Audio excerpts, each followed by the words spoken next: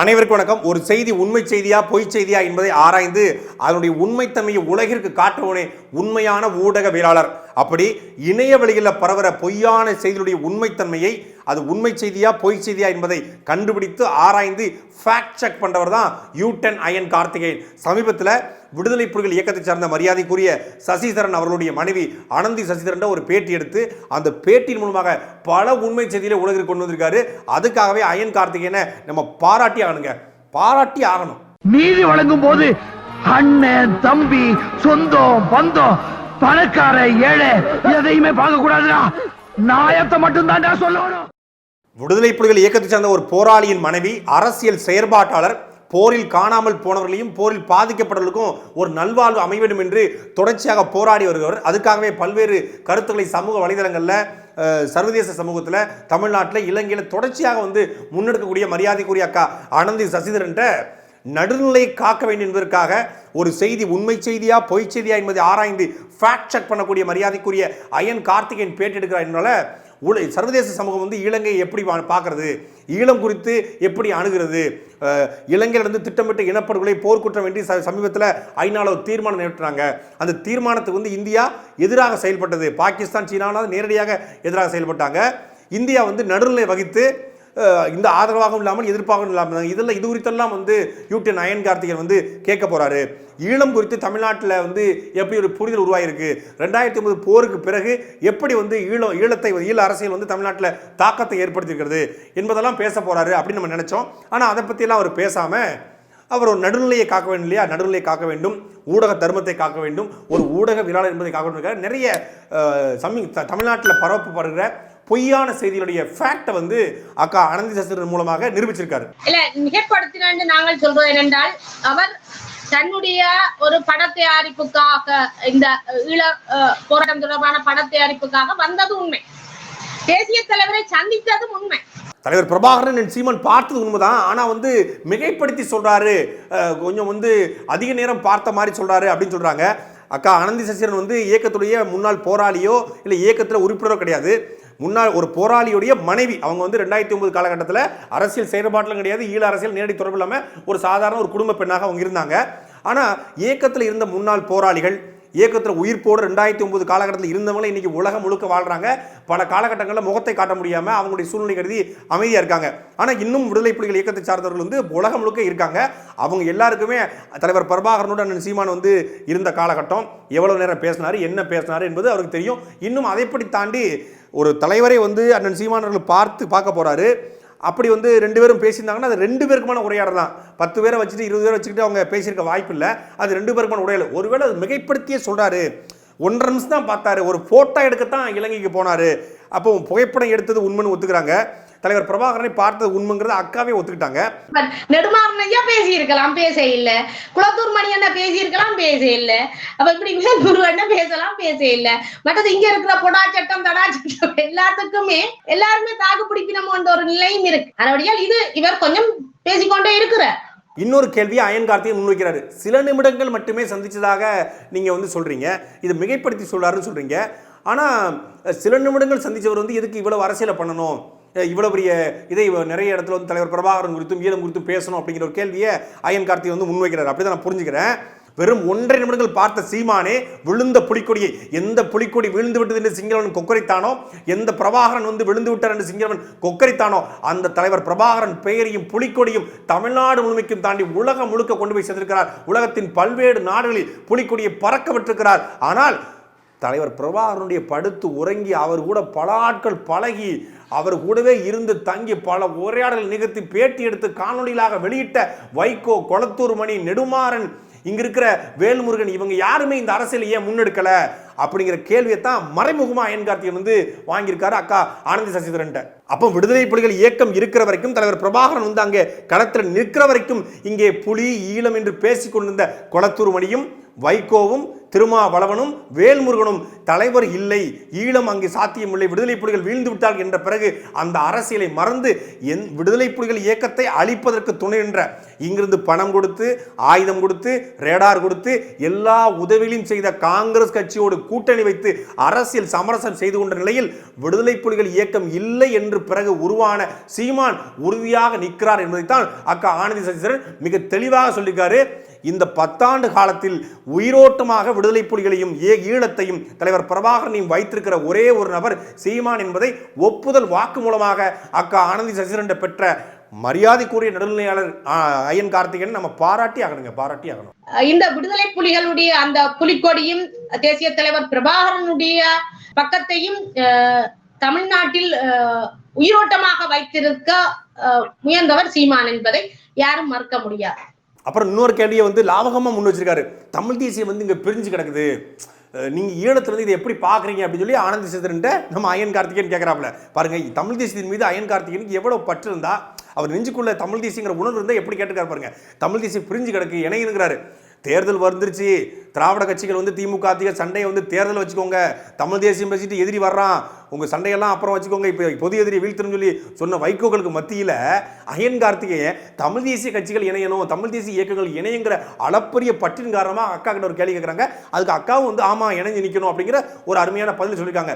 ஈழத்திலையும் இன்னைக்கு பல்வேறு பிரிவுகள் இருந்தாலும் கூட ஒற்றை கோரிக்கையில் ஈழம்ங்கிற வர ஒற்றை கோரிக்கையில் எல்லா தமிழ் தேசிய இயக்கங்களும் இணையணும் அப்படிங்கிறாங்க. இப்போ திமுக கூட இங்கே பார்த்தீங்கன்னா திராவிட முன்னேற்ற கழகம், அண்ணா திராவிட முன்னேற்ற கழகம், மறுமலர்ச்சி திராவிட முன்னேற்ற கழகம், தேசிய முற்போக்கு திராவிட முன்னேற்ற கழகம், திராவிட கழகம், பெரியார் திகா, தாத்தே தேக்கா தேக்கா திகா திகா திகா துக்கோ தொகா தாக்கா அப்படின்னு பல திகாக்கள் இருக்கு. அதையெல்லாம் திராவிட கட்சிகளை திராவிட இயக்கங்களை இணைக்க விரும்பாத, அது இணைய வேண்டாம், ஏன்னா திராவிடங்கிறது ஒரு கேடுகட்ட ஒரு இயக்கம், திராவிடங்கிறது தமிழ் இனத்துக்கோ தமிழ் மண்ணுக்கோ தமிழ் மொழிக்கோ தமிழ் மக்களுக்கோ தேவையில்லாத இயக்கம், திராவிட மலை திருட்டு, திராவிட மலை இருட்டு, திராவிட மலை ஆற்று மலை கொள்ளை, திராவிட மலை கற்பழிப்பு, திராவிட மலை கொலை கொள்ளை, அது தேவையில்லை. ஆனால் தமிழ் தேசியம் என்பது தமிழ் இனத்திற்கும் தமிழ் மொழிக்கும் தமிழ் மண்ணுக்கும் தேவையானது என்பதால திராவிடத்தை இணைக்க விரும்பாத நம்முடைய ஐயன் கார்த்திகேயன் தமிழ் தேசியவாதியாக மாறி தன்னை தமிழ் தேசியவாதியாக நினைத்துக் கொண்டு ஒரு நடுநிலையாளரை தன்னை ஒரு காட்டணும் அப்படிங்கிறதுக்காக தமிழ் தேசியத்தை இணைக்கணும் விரும்புகிறாரு.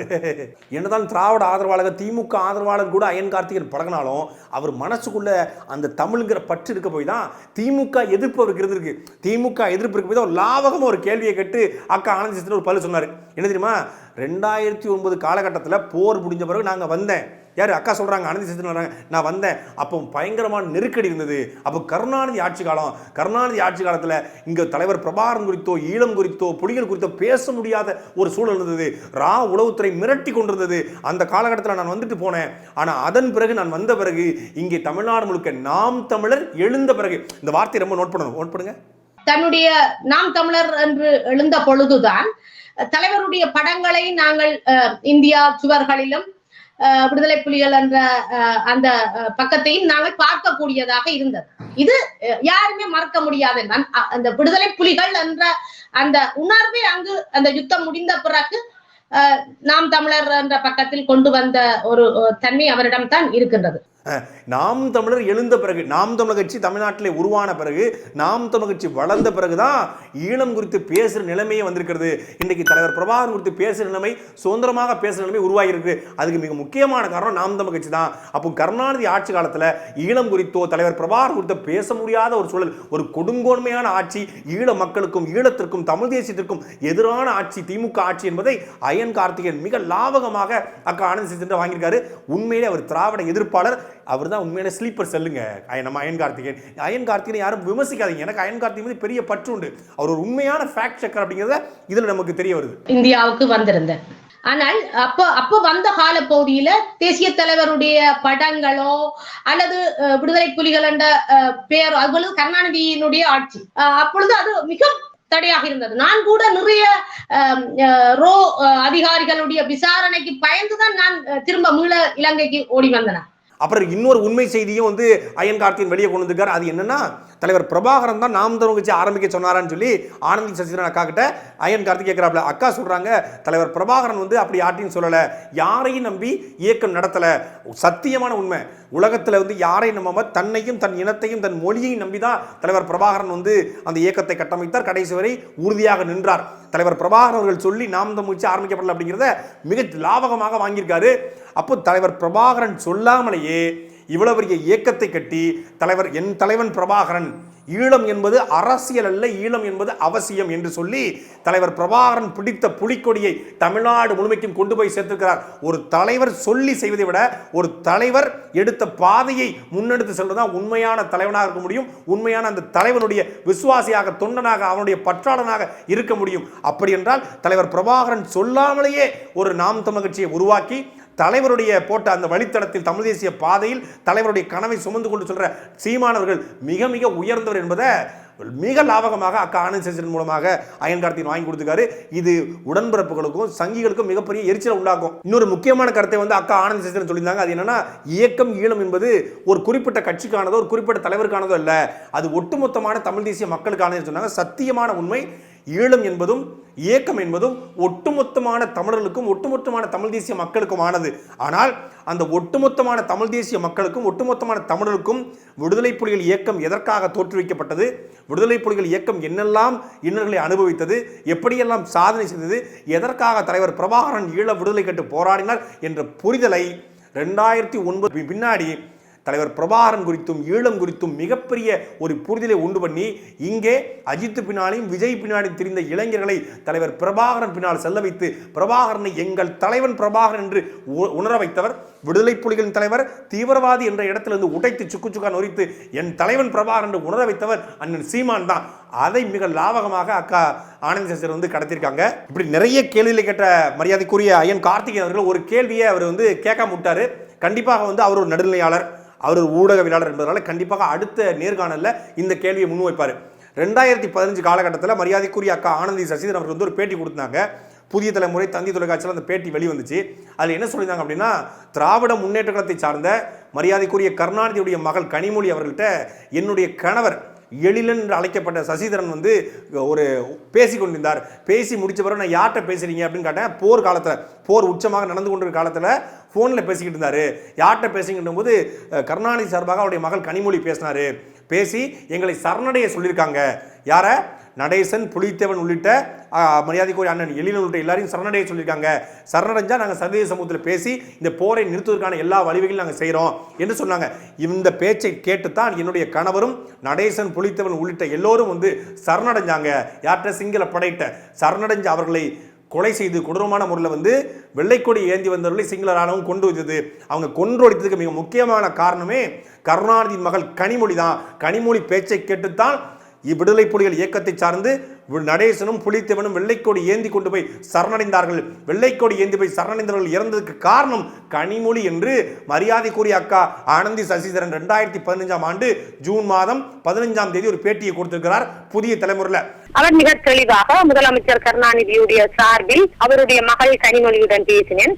அவர் எங்களை சரணடையுமாறும், நீங்கள் ஆயுதங்களை போட்டுவிட்டு சரணடையுங்கள், உங்களை விடுவிப்பது தொடர்பாக நாங்கள் நடவடிக்கை எடுக்கின்றோம் என்ற வாக்குறுதியை கூறியிருக்கின்றார்.